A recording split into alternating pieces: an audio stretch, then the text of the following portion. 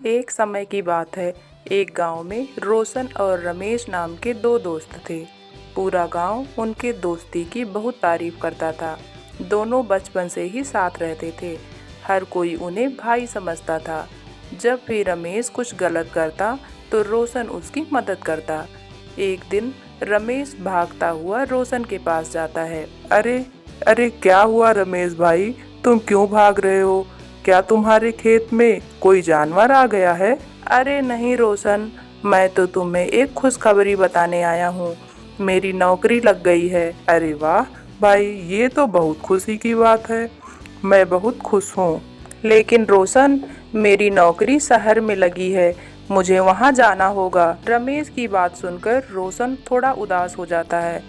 तुम बिल्कुल परेशान मत हो रोशन, मैं तुमसे मिलने जरूर आऊँगा। हाँ रमेश, और ये बताओ तुम्हारी अचानक वो भी शहर में कैसे लग गई नौकरी? मैंने नौकरी के लिए परीक्षा दिया था, लेकिन मुझे नहीं लग रहा था कि मैं पास हो जाऊंगा। इसलिए मैंने किसी को इस बारे में नहीं बताया था। लेकिन अब मैं पास हो गया हूँ। अरे वाह रमेश, लेकिन तुम एक बार वहाँ जाने के लिए सोच लो, समझ लो। ये बताओ मेरे गांव में क्या नहीं है? कहीं शहर जाना तुम्हारे लिए गलत ना हो जाए। तुम खुश नहीं हो क्या रोशन? क्या तुम नहीं चाहते कि मैं नौकरी करूं और आगे बढ़ूं? नहीं रमेश, ऐसी बात नहीं है। अगर तुम खुश हो तो मैं भी खुश हूँ। चलो हम लोग तुम्हारी तैयारी करते हैं। कुछ ही दिनों बाद रोशन शहर जाने लगा। रोशन उसे गाड़ी पर बैठाने आया था। 5 साल बीत गए। रमेश एक भी बार गांव नहीं आया। रोशन रमेश से मिलने शहर जाता था, लेकिन समय की कमी की वजह से रमेश गांव नहीं आ पाता था। दूर रहने के बावजूद भी दोनों की दोस्ती में कोई बदलाव नहीं हुआ था और काफ़ी समय बीत गया था। रोशन की शादी भी हो गई थी। रोशन ने रमेश को फ़ोन किया। अरे भाई रमेश, कैसे हो? इतना दिन हो गया तुम गांव नहीं आए। भाई अब तो आ जाओ, अब तो तुम्हारी भाभी भी आ गई हैं। रोशन, मैं जल्दी आता हूँ। मुझे तुमसे कुछ ज़रूरी बात करनी है। मैं तुमसे जल्दी मिलता हूँ। इतना बोलकर रमेश ने फ़ोन काट दिया। रोशन को रमेश का व्यवहार अच्छा नहीं लगा, लेकिन वह ध्यान ना देकर दूसरे काम में लग गया।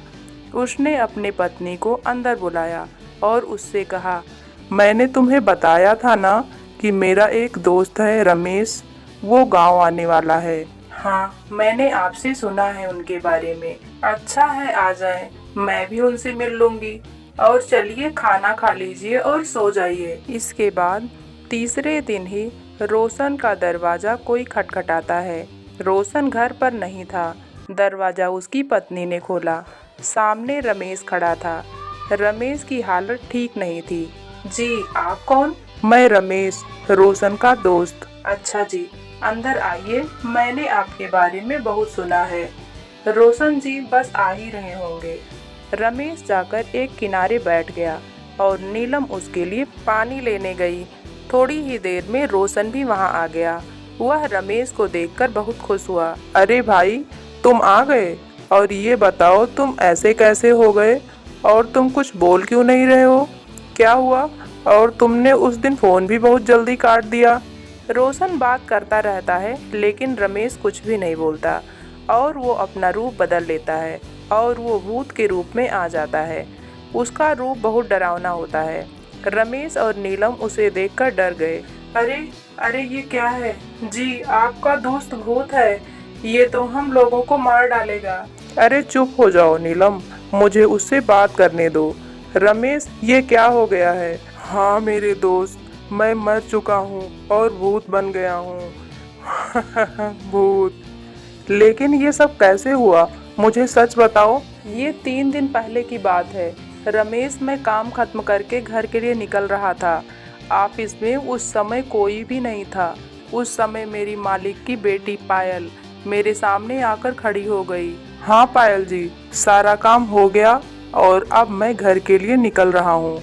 और आप यहाँ, कोई बात है? रमेश, मैंने जब से तुम्हें देखा है मुझे तुमसे प्यार हो गया है और मैं तुमसे शादी करना चाहती हूँ। पायल की बात सुनकर रमेश परेशान हो जाता है। रमेश, मैंने तुम्हें जब से देखा है मैं तुम्हें बताना चाहती थी लेकिन समय ही नहीं मिला। लेकिन आज बहुत हिम्मत करके तुम्हारे पास आई हूँ। ये तुम क्या बोल रही हो पायल? मेरी शादी कहीं और फिक्स है और मैं उससे बहुत प्यार करता हूँ। मैं तुमसे शादी नहीं कर सकता। तुमने मुझे मना किया, वो भी पायल को। क्या तुम्हें पता नहीं मैं कौन हूँ? मैं तुम्हारे मालिक की बेटी हूँ। मुझे मना करके तुम अपनी नौकरी गंवाना चाहते हो? मुझे पता है पायल तुम कौन हो, लेकिन मैं तुम्हें सही बता रहा हूँ। इतना बोलकर रमेश घर चला जाता है। वह डर कर रोशन को फोन करता है। वो पायल को तो मना कर दिया था, लेकिन वो डर रहा था कि कहीं मेरी नौकरी न छूट जाए। अगले दिन रमेश अपने मालिक के पास जाता है। वहाँ पर पायल भी थी। सर, पायल को समझाइए, मैं इससे शादी नहीं कर सकता। रमेश, मैंने आज तक अपने बेटी को किसी भी चीज के लिए मना नहीं किया और तुमने उसका अपमान किया। पायल बेटी, तुम अपने अपमान का बदला ले लो। पायल को अपना अपमान बर्दाश्त नहीं होता है। वो रमेश के सर पर चोट मार देती है। रमेश नीचे गिर जाता है। चोट काफी गहरी थी। नीचे गिरते ही वो मर जाता है। पायल और उसके पापा उसका अंतिम संस्कार कर देते हैं। इस तरह पायल और उसके पापा ने मेरी जान ली। क्या ये तो तुम्हारे साथ बहुत बुरा हुआ भाई। और उस पायल का क्या हुआ? वो वैसे ही घूम रही है? हाँ रोशन, मालिक बड़ा आदमी है। उसने अपने बेटी को बचाने के लिए झूठ बोला है। मैंने आत्महत्या की थी।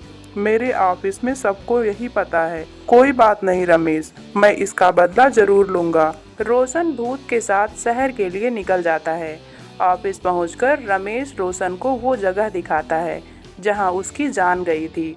रोशन रूम में अंदर घुस जाता है। वहां पर मालिक के साथ पायल भी थी।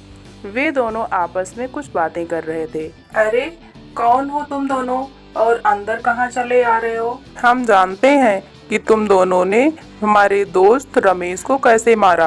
क्या तुम सब जानते हो? और कैसे? तुरंत रोशन रमेश की तरफ इशारा करता है और रमेश अपना रूप बदल लेता है। वो भूत बन जाता है। अरे, ये तो भूत है, भागो! उनके भागने से पहले ही भूत पायल और उसके पापा का गला पकड़ लेता है। तुम मेरे साथ ऐसा क्यों कर रहे हो? ये भूत कोई और नहीं, रमेश ही है। हाँ, ये तुम्हें तुरंत मार डालेगा, लेकिन अगर तुम्हें जिंदा रहना है तो बाहर सबको सच बताना पड़ेगा। नहीं, मुझे छोड़ दो, मैं सबको सच सच बता दूंगा। तुम जैसा कहोगे मैं वैसा ही करूंगा, लेकिन तुम मुझे छोड़ दो। भूत उसके पापा को तो छोड़ दिया, लेकिन पायल का गला नहीं छोड़ता है। मालिक भूत का पैर पकड़ लेता है और भूत मालिक के बेटी पायल को भी छोड़ देता है। सब लोग कहते हैं, बेचारा रमेश कितना अच्छा था। मुझे ऐसी जगह पर काम नहीं करना है जहां हमारी जान का खतरा हो। हाँ चलो, ऑफिस ही छोड़ देते हैं। सब लोग ऑफिस छोड़कर चले जाते हैं। रोशन मेरे प्यारे दोस्त, अब मैं जा रहा हूँ। मेरी अंतिम इच्छा इन लोगों से बदला लेना था और वो पूरी हो गई। अब मेरी आत्मा को शांति मिल जाएगी। इतना बोलकर भूत वहाँ से गायब हो जाता है। पुलिस उन्हें पकड़कर ले जाती है और उनका ऑफिस हमेशा हमेशा के लिए बंद हो जाता है और रोशन वापस अपने गांव जाकर रहने लगता है।